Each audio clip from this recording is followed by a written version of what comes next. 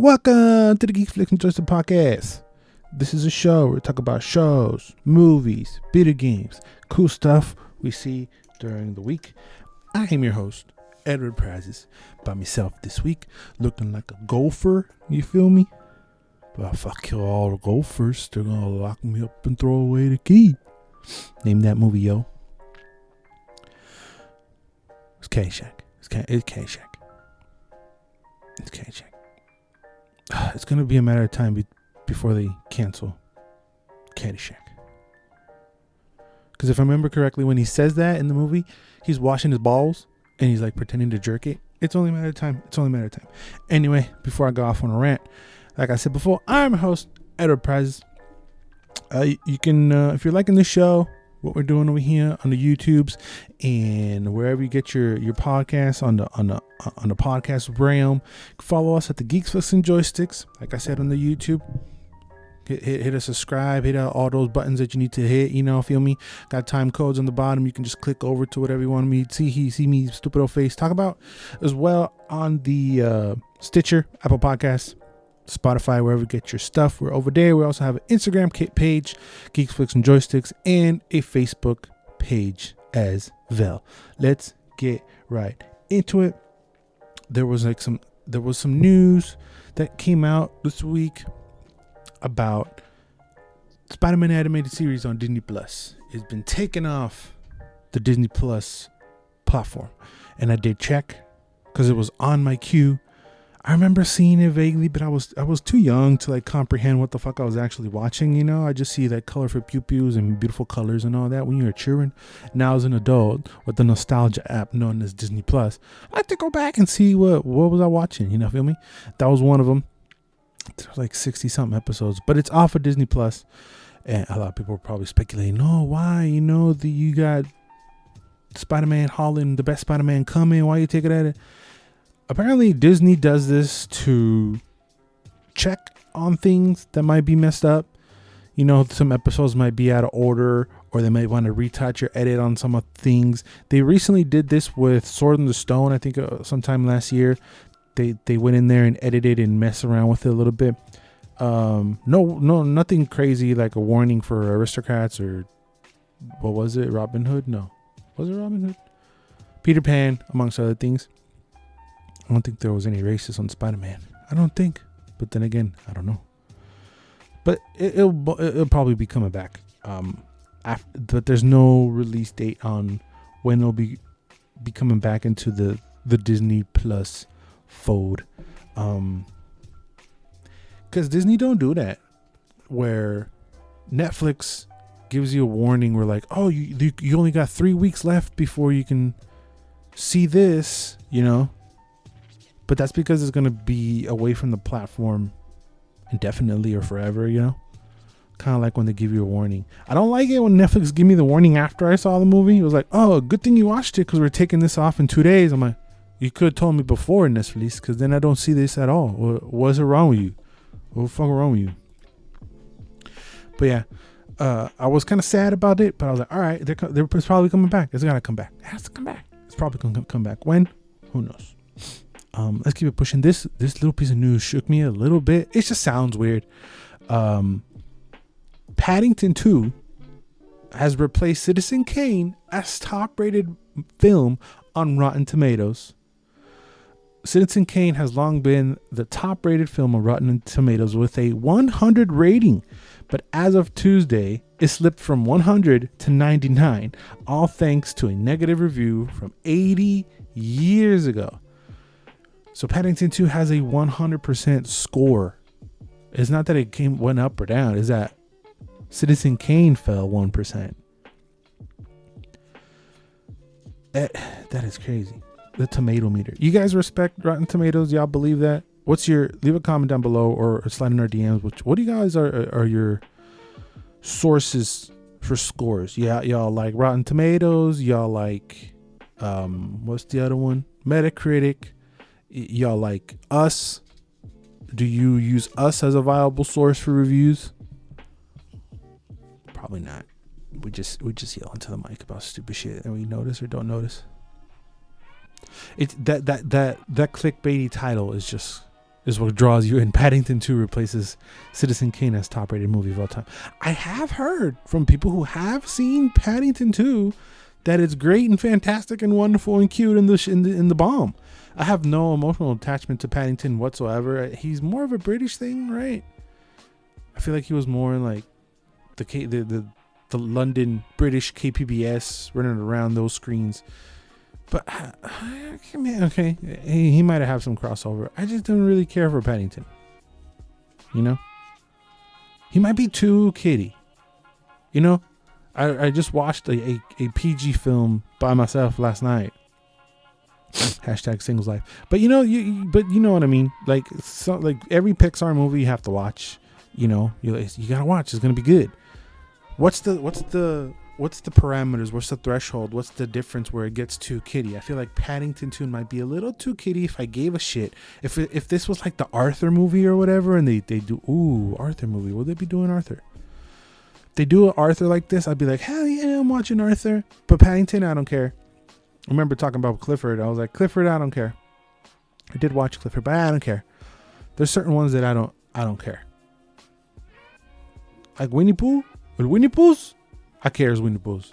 As creepy as hell as it looked, I cared Winnie Pooh's. I wonder if Paddington is on Netflix. I don't know. It's the #1 rated movie of all time, and it's a sequel. Sequels usually fall off. Sequels aren't usually as good as the first one. I don't know. Should I check Paddington? Let me know if I should check out Paddington. What I might end up doing is hit, if it is on Netflix, is hit the shuffle button, and then Netflix just start playing Paddington 2 for me. So also on a trailer and news came out, Netflix has now implemented the play something feature, allowing viewers to watch a random new show or film similar to one they've seen, a show or film they haven't seen in a while, or an episode from a show they haven't finished. I'm reading all these notes off of IGN, GameSpot, amongst other things. I always forget to credit it, and that's a very bad thing. This one strictly came out via Netflix. I don't know if it was a region thing or an international thing, but down here in Mexico, we've had to play something for I want to feel like a month now. It's been out for a little bit. So when they were announcing it, and they put out a funny, goofy trailer with the controller and the eyes talking to him. I think it was the guy who does the voice of Lego Batman. What's his name? That guy. I think he was yelling at the people, "Oh, click me" or whatever, and whatever. Like, it was really funny. Whether or not I personally be using this, well, I share an account with Bubbles, or Bubbles shares his account with me, is better to say. So if I click on something, maybe like RuPaul that he hasn't seen or something's gonna come up. But if it's your curated own thing, that's the thing too. A lot of people share accounts, so I've been using his account more than he has. But so maybe if he clicks it, he's gonna get some pew pews and some boom booms or some shit. But it's a cool idea, because you spent 40 minutes surfing to see what to watch on Netflix. If you don't have an established list, even when the list your watch list starts to grow a little thin, I really like to start surfing and see, I haven't seen that one, or I haven't seen this, and you can easily spend up to 2 hours just surfing what Netflix has for you to watch. So a shuffle feature makes 100%. You can use it or not use it. I remember clicking on it, and it did give me something in the vein of what we've been watching. Computers are scary, man. They know everything we watching, how long we watching. Oh, that is scary. But there's so much new things that come out, and that's usually what I'm on top of on Netflix. I like to hit the recently added or recently coming out menu, and then going off of there. Just try to stay on top of things. But yeah, it's a cool feature. Whether or not we're going to use it over here, I don't know. Let me know if you guys are going to use that and all. It's a good idea. I like it. I like to have it, even though I'm not going to use it. That's us people. When they take something away that we don't use, like that Spiderman animated series, we're like, hey, that's mine. Yeah, but you don't use it. But it's mine. It's still mine. What the fuck wrong with you? Oh, take it, dude. At mine. Don't take it. But you don't use it. Add to mine. We're all cheering. We all and always will be cheering. Speaking about things that we like since we're cheering. Look at them with these segues, dog. Anyway. And then I interrupt myself with the segue. Good job, me.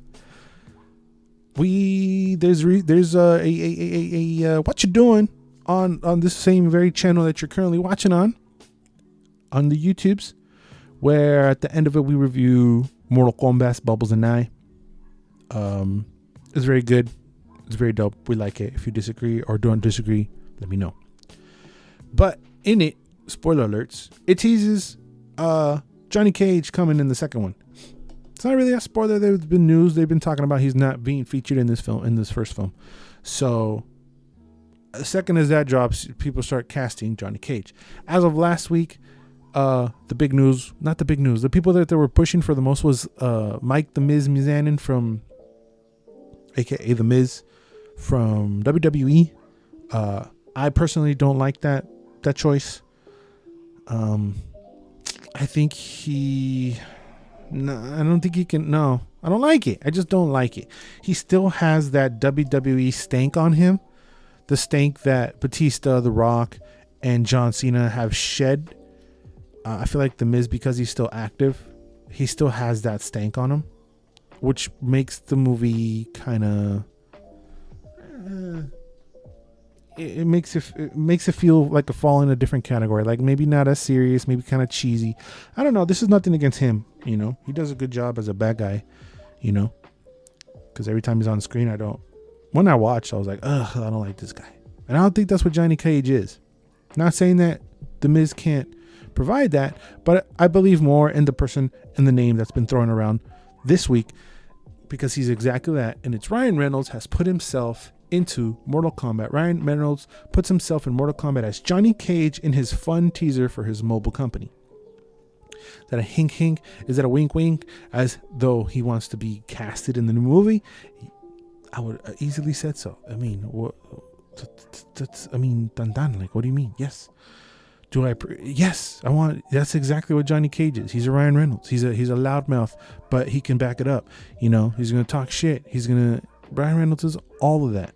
You know, even though he's humble, but he plays the goofy part. You know, he's fucking Deadpool's way. I don't have to explain Ryan Reynolds. It's Ryan Reynolds' way. What do you mean?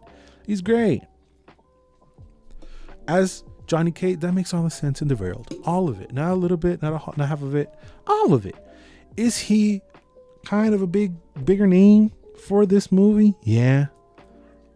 Do they have the budget to do? I don't know how it works. You know, I'm not in the industry whatsoever. So when someone wants to be in a film, does their money go down because they're, you know what I mean? Does their money go down because they want the part? Does that make sense? You know, like Batista wanted to be Bane, but if he wants to do it for $30 million and WB's like, no way, we'll give you $5 million. Is that where contracts and stuff fall out? If Ryan Reynolds wants to be Johnny Cage, and I don't think he's outright come out and said it. He's done it in this teaser for his mobile company. But I mean, it's like, come on.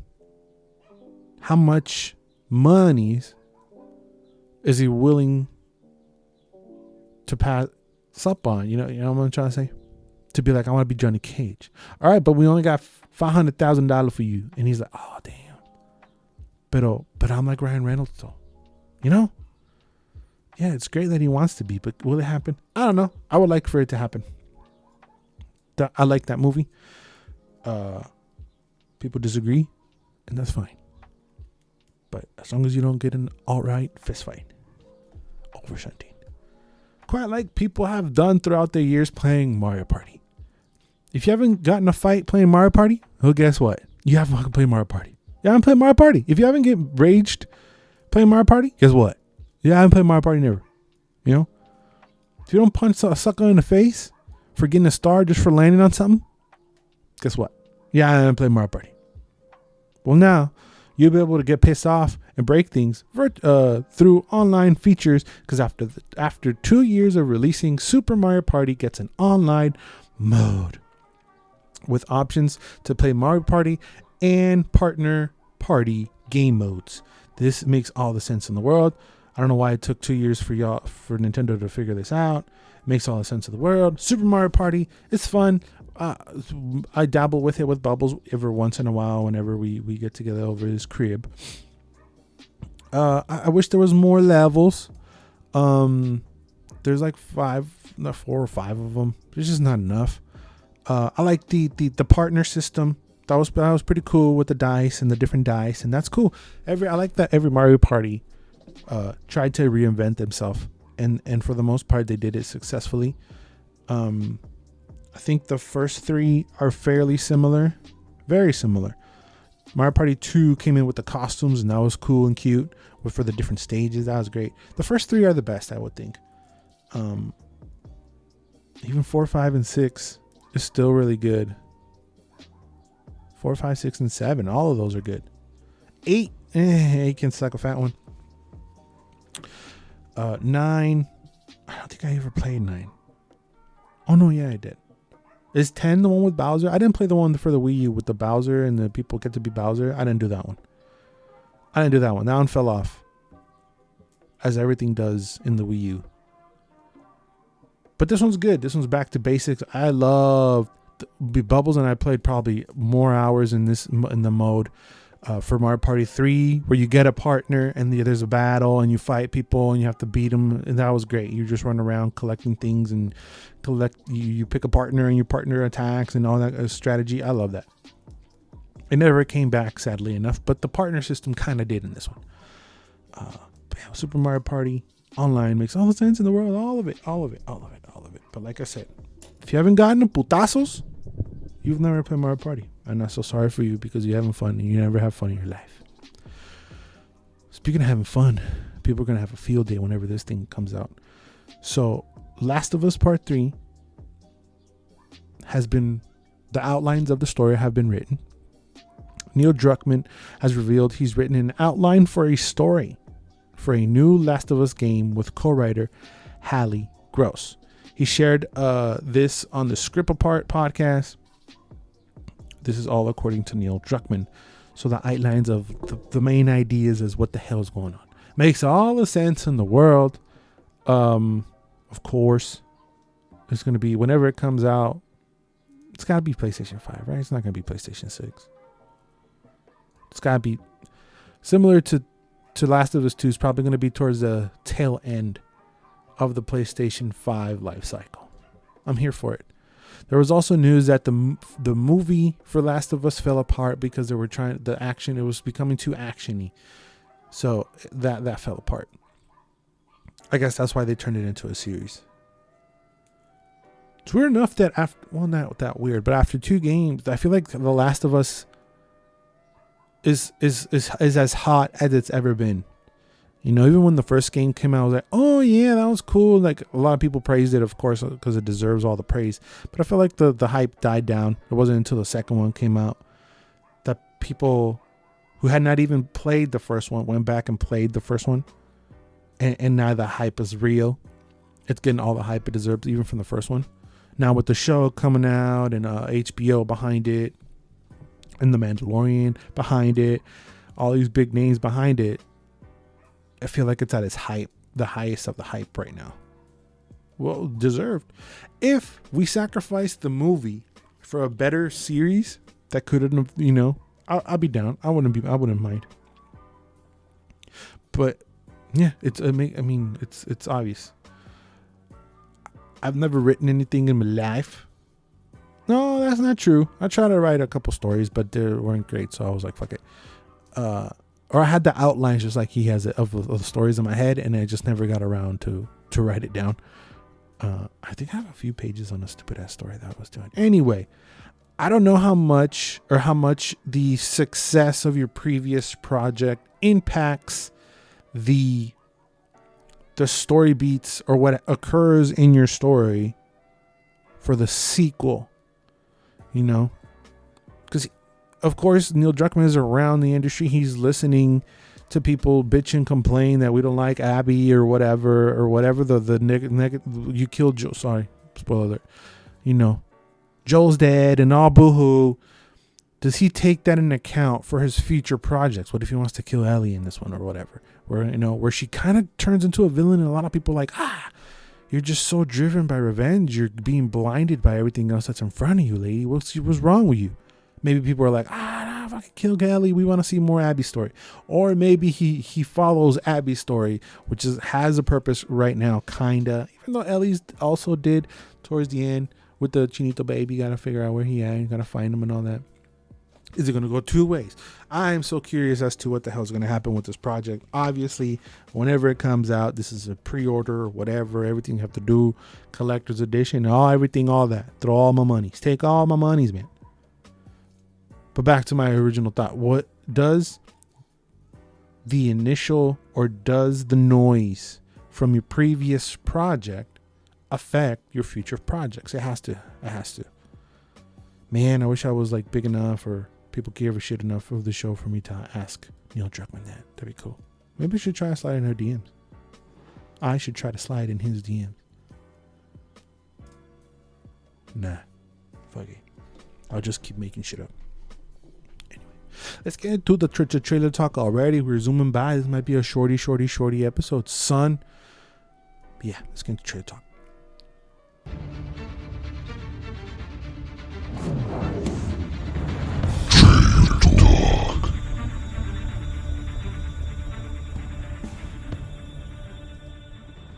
Alright, we had a PlayStation State of Play this week.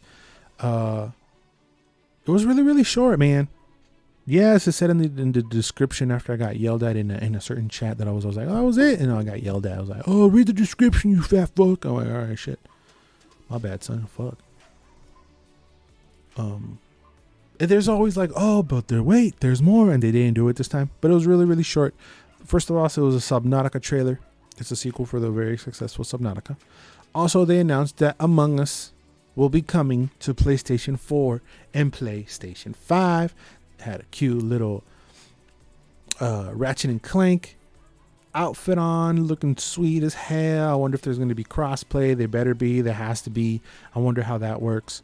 Everybody be nice and play with each other. That'd be great. But the main focus of the State of Play was Ratchet and Clank Rift Apart. So it was official 16 minute demo of Rivet, the female Lombrax running around with Ratchet. Or no, with Clank. I was confused. And they touched upon gameplay, characters, arsenal. It looks really pretty. It's the same gameplay that we've known and loved from Ratchet. Over here posing like a real fan. I played like 3 Ratchet games. That's fine. I'm a fan. I played the last one for the PlayStation 4 not long ago, like literally last year. Same gameplay. The worlds do feel bigger, and they did say there will be open world parts to explore. That looks very fun and very cute. It looks great. Like I said, they show some Rivet gameplay. I like that there's finally a female in this game. I feel like it's so cutesy. It's like, why not take advantage of that and target female audience with a female Lombrax? And she looks cool too. I'm interested as what the hell she's doing in this world. Drop my thingy. What's she doing? What's she running around? Who you are? What's going on? They talked about how you can feel everything in the game with the DualSense controller. You can feel shooting this, shooting that, and they talked about a lot of the triggers as well. Oh, if you tap it, you'll shoot this way, and if you hold it, you'll shoot that way. So that's how I guess this next generation will be using our secondary fire and weapons like that, where you can actually feel the tension of the trigger. And that's what they were talking a lot about, the DualSense controller, focusing on the weapons and how every weapon feels. It looks cute as hell, man. It looks like a damn movie. The cutscenes are great. If you are new to the series and are trying to get into it, I recommend to get the best version of it. It's not like you need to play all of them to figure out what's going on. But if you're like, this is just a fucking fox with a wrench and hitting shit, that's what it is. But there is at some points you can up the difficulty when it gets really hectic. Like there's a lot of, the person playing the demo made it look very, very fairly easy. It could get crazy. It's not like, oh, it's too easy. No, if you bump up the difficulty, you'll get fucked. There's a lot of there's like a hell of enemies. They double the enemies on you. It just looks old school, really fun. If you're thinking it's cutesy, whatever, it's not. No, there's difficulty in the gameplay. There's a lot. It gets crazy at times. It looks very, very fun. They're riding like a beetle and shit. It's good. It's great. It looks beautiful. How the riffs, that's the big selling point as well. Each riff, they immediately uploads a different level. They were touching upon that a lot as well. A lot of people are excited for this. To be honest, this might not be a day one purchase for me or whatever. I will wait for the PlayStation 5 version. So I might play it later on, but it does look very, very cute, very, very cool, very, very dope. All right, let's keep it pushing. So we've had a Jesus Christ game, right? Talked about that on the pod before. Well, now we got Pope Simulator, y'all. So you take over the reins of the world's largest religious institution. Use your influence to change the fate of humanity. In this realistic, political, strategic game, you take on the role of Pope. I ain't bullshit. You get to make scrolls or shields. You see shields. You get to take on cases and go to Middle East, Africa, quarantine area. You know what I'm saying? You get to talk to people who are about to destroy and trying to diplomatically get out of the things. I wonder if you get to touch little boys, and and you got like the power of God on the meter up on the right hand side of it. This is crazy, man. This is crazy. This is I don't know what to say. Pope Simulator.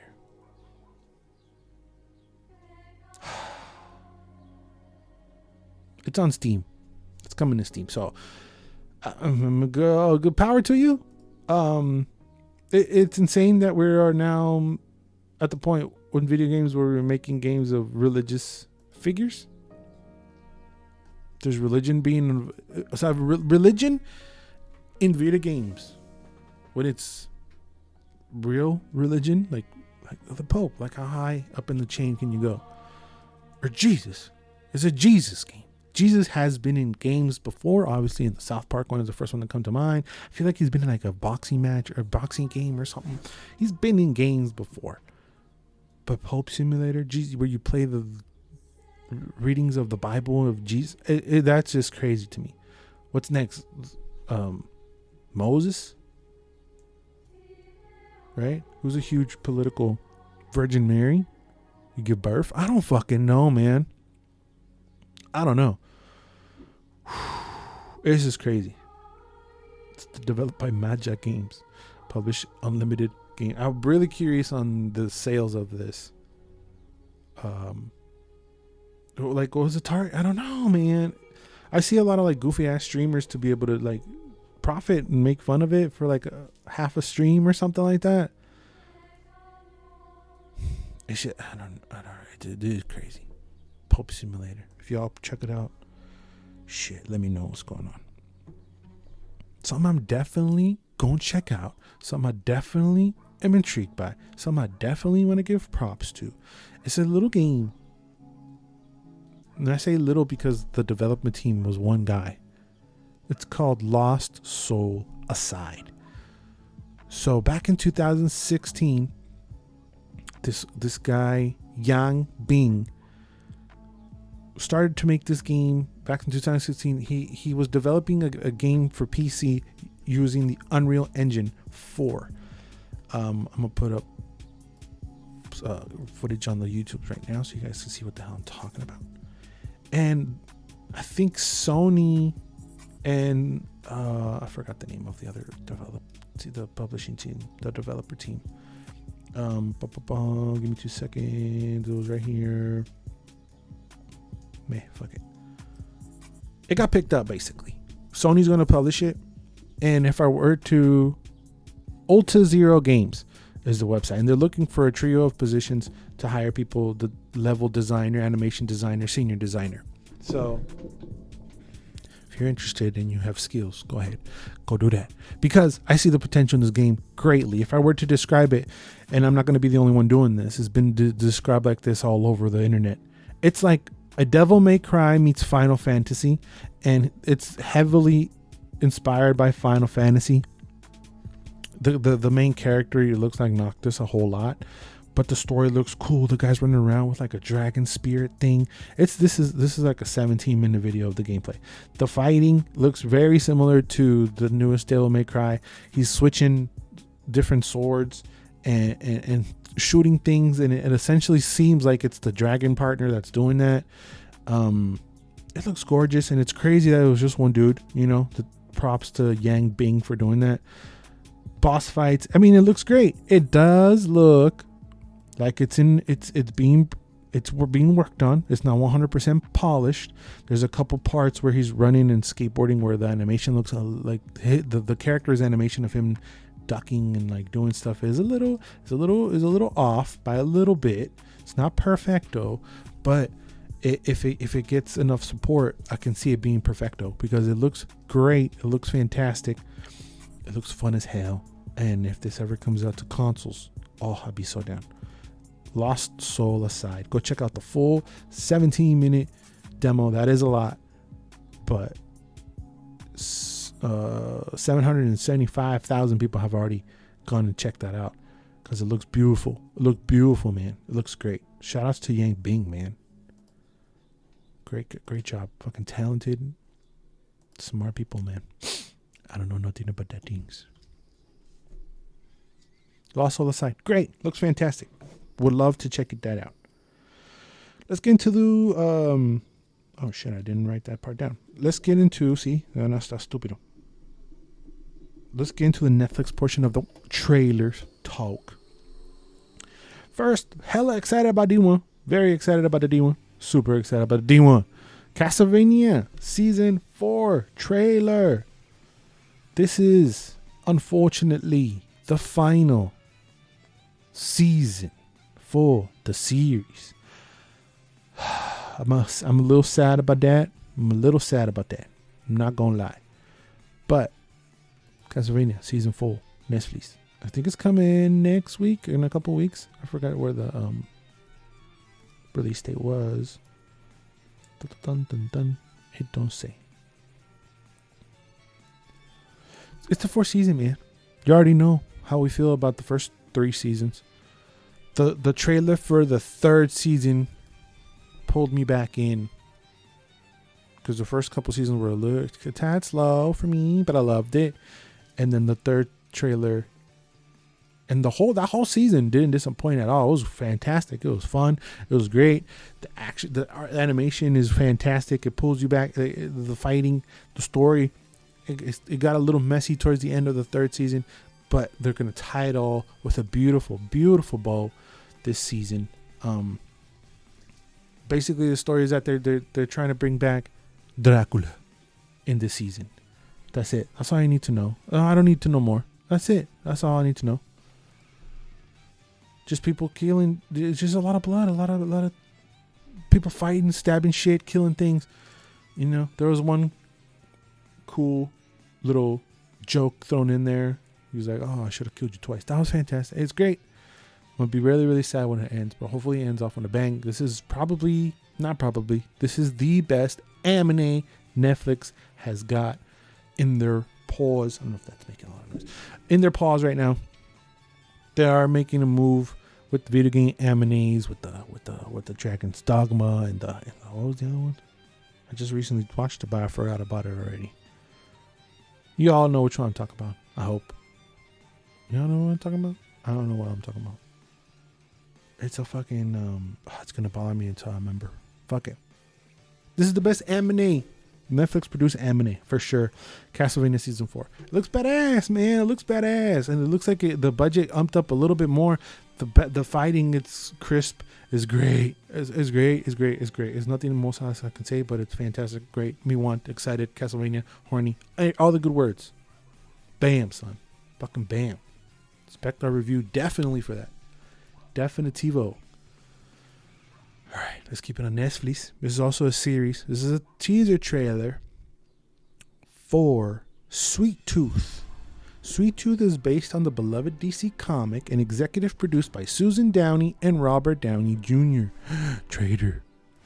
Sweet Tooth is a post-apocalyptic fairy tale about a hybrid deer boy and a wandering loner who embark on an extraordinary adventure. All episodes of Sweet Tooth will appear June 4th, 2021, only on Netflix. Now you hear, I had not heard about Sweet Tooth whatsoever at all, so after doing some keyboard punching and Googlings, you hear DC comic and the first thing that's going to pop, oh, superheroes. Not really. This is more like a fairy, like it said it on the description, like a fairy tale thing. It's more chill than a full-blown superhero thing. If you Google and see the images, it seems sweeter, it seems nicer. It doesn't seem like there's like, even though there might be a lot of boom booms. I'm not coming for the show for the boom booms and the pew pews is what I'm trying to say. I'm coming for the story. It seems like they're hunting him for being different. There was the trailer talks about an era where there was hybrids before, then after the hybrids, when like, oh, they want to kill all the hybrids. The hybrids are kids who are like half kids and half aminos, half humans, half aminos. It looks cute as hell, man. I think it was Will Forte who was running around as well in the cast. Yeah, it was Will Forte. I'm gonna watch it for sure. Sweet Tooth. I had not heard of Sweet Tooth, like I said, but it did look a little kitty. What the? It looked a little kitty, like the OG comic looks a little YA, not full blown adult. People's chopping heads. Not Castlevania. Sweet Tooth is nice. It's chill. Definitely gonna be watching. I'm intrigued. I would like to know more. This is what I want from Marvel and DC.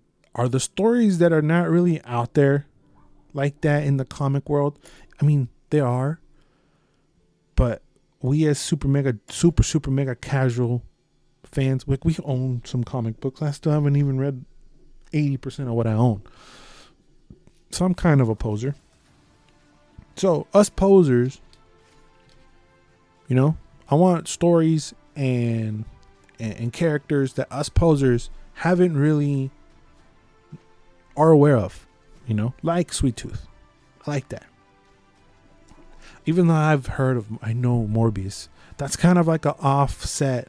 A lot of casuals, a lot of people don't know who Morbius is. I like my dad, even though he doesn't give a fuck about like the comics, whatever. I'm saying casual people, normal people won't know who Morbius is from Spiderman. He'd be like, "What, Morpheus? He's gonna know?" No, he is probably, but no, not him. Morbius. Who the fuck is the vampire and the thing and the? Yeah, no. Those are the characters that I'm more like, all right, fucking Batman again. I love Batman. We're all watching Batman. But if you're like, would you rather have this random thing that casuals has never heard of or another Batman? I would go for just a new thing. Look at Guardians of the Galaxy. A lot of people were like, what? You're picking this weird ass comic with a green lady and a tree and a rocket and a human and a big old buff guy? That's going to be your new movie? Okay, Marvel. And then look how fucking fantastic it is. We're getting a damn Guardians of the Galaxy special. Holiday special. Everybody loves Groot.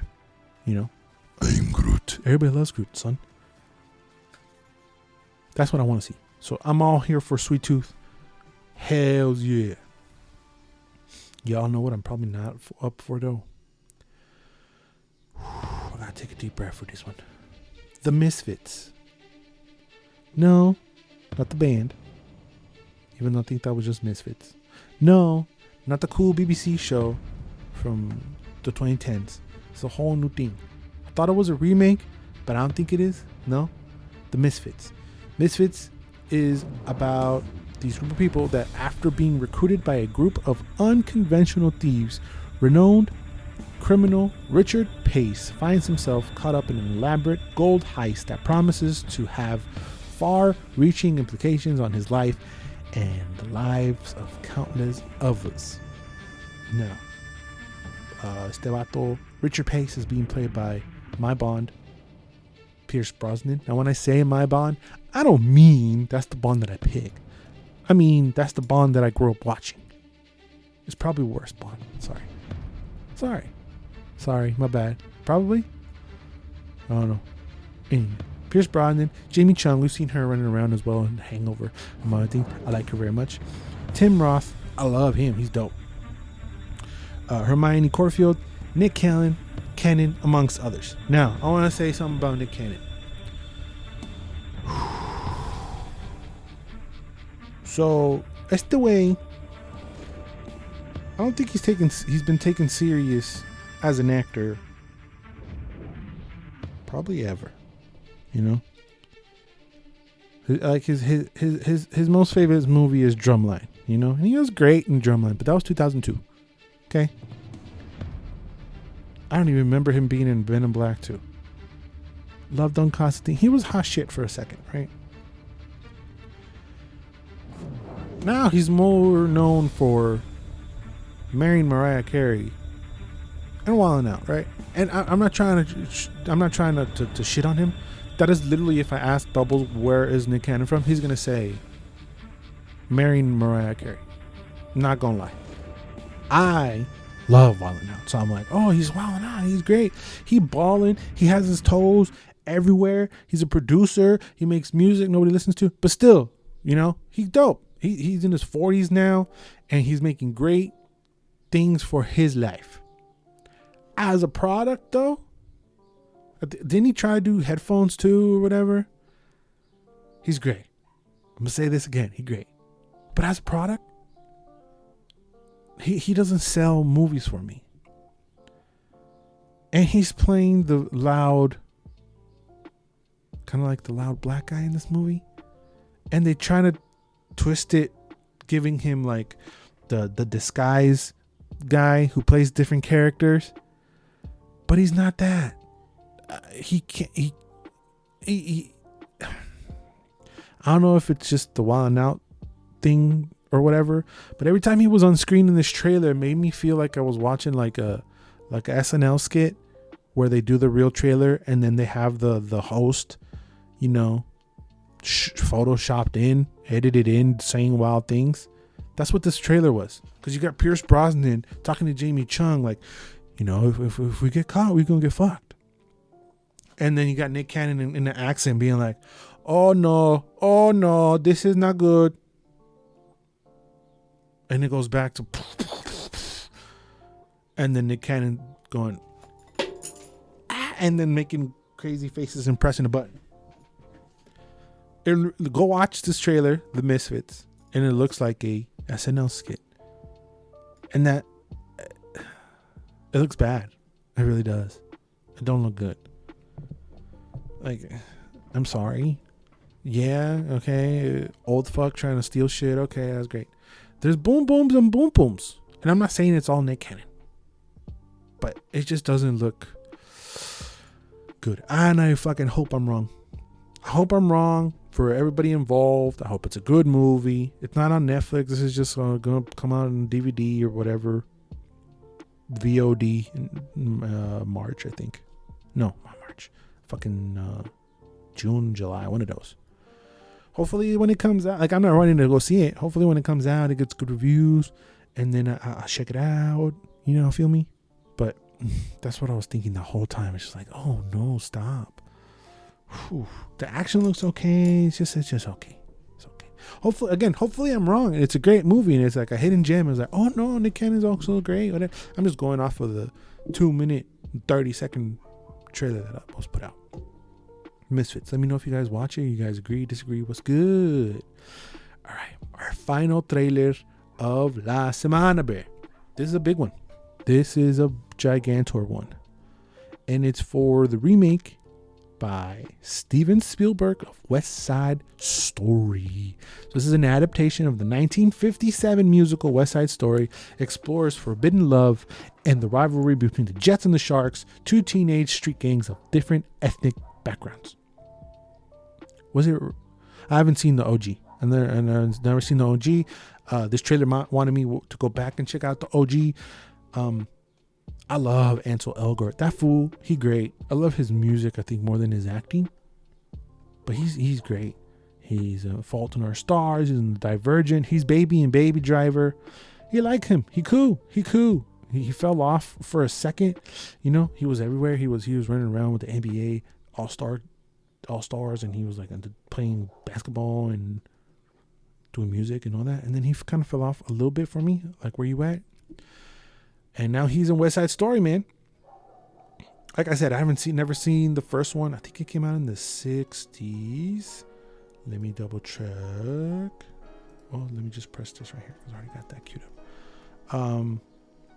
Dun, dun, dun. It doesn't say. I think it came out in 61, if I'm not mistaken.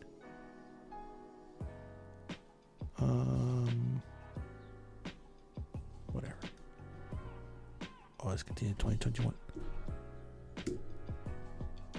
West Side Story. God damn. Yeah, 61. What did I say? Did I say 61? Hopefully I said 61. I haven't seen that. But throughout my life, I've heard about the Jets and the Sharks, and that they come on and they're snapping and then they're fighting, right? It says ethnic backgrounds. I did see black people running around as well. Maybe it's a racial thing. I don't know. But it doesn't seem like Ansel Elgort is like the main guy. He plays Tony. I don't think he's like the main guy. It didn't look like it. It was like another Billy Elliot looking dude running around being the main guy. I'm gonna check out the OG. I think I even own it. I just never got around to watch it. I didn't. I really didn't. Made $44.1 million in the box office. Back when that was a lot of dollars. It's still a lot of dollars. West Side Story. Yeah, the fact that Steven Spielberg is attached to it, that gets me a little hell yeah. Has to be good. It has to. Even though he's put out some caca, we just like, he's so good that we just forget about the caca. It's like, no, he's dope. He's really, really dope. Yeah, I want to go back and watch the OG. This doesn't come out to December 10th, so this is a Christmas movie. Because it comes out for Christmas. I know a lot of people super stoked. I know a lot of people dying for this. Those same people are pine wish it's not comes out to be Cats. Even though I'm hoping it does, because I like cats. Come and sue me, fight me. I don't give a fuck. Mr. Mistopheles was good. But this did lead me to get to my final like little rant of La Semana as well. West Side Story, great. You guys watching? Yay or nay? Probably not. People I know that are watching this, but I am definitely. But what I was gonna get to is why. Yeah, dancing, everything great. Okay, dun dun. Let's get over here. Why are musical remakes more acceptable than any other remake? I was trying to think of that, you know, because this is a remake of a film that's adapted from a play. Came out in 1950. What did I just say? 1957 musical. Y'all feel me? But for some reason, a lot of people don't go, we're remaking this. Why? When it's a musical. I may be wrong. That's 100% fair that I could be wrong on this. But I feel like people don't bitch and complain when it's a musical, unless it's a Disney musical. A lot of people bitch and complain about Lion King. And actually, when the remake of the musical or then adaptation of the musical comes out, it does pretty well, and it gets scored really well. Of course, Les Mis won all the awards. I think there's movies about Les Mis. That's obviously a play. Chicago as well. I think there's a bunch of musical movies about that. Phantom of the Opera, as well. Little Shop of Horrors, that might be getting remake pretty soon. I wouldn't put it past him. Fiddler on the Roof. Annie does get a little Annie does get a little what the hell? Because there's been so many. That one's been done to the ground. You know? Cabaret, of course. I wonder if they're going to remake The Wiz anytime soon, even though I feel like not nobody, is kind of rated a little low. Dirty Dancing. They remade the remake, and that was a TV movie, and that was apparently not good. A Star Is Born, that's probably like the number one on what I'm trying to say here.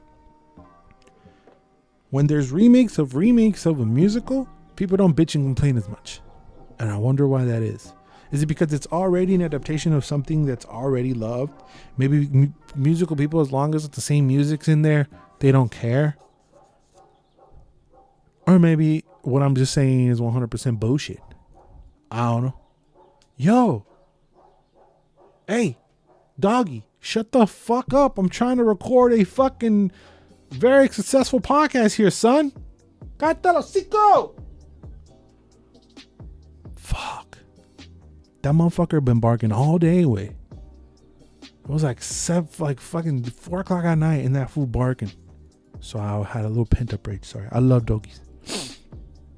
Pero se cayó el hocico. He shut up. Anyway, I don't even know if that was being picked up. Fuck was I saying? I don't know, man. Musical remakes.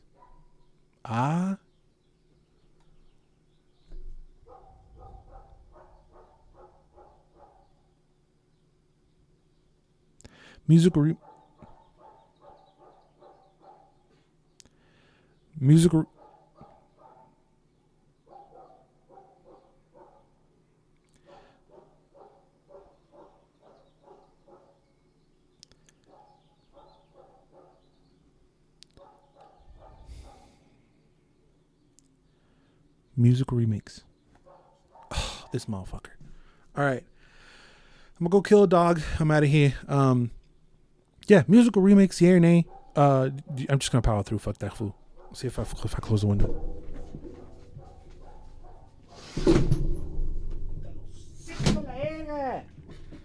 Okay, musical remakes, yeah or nay?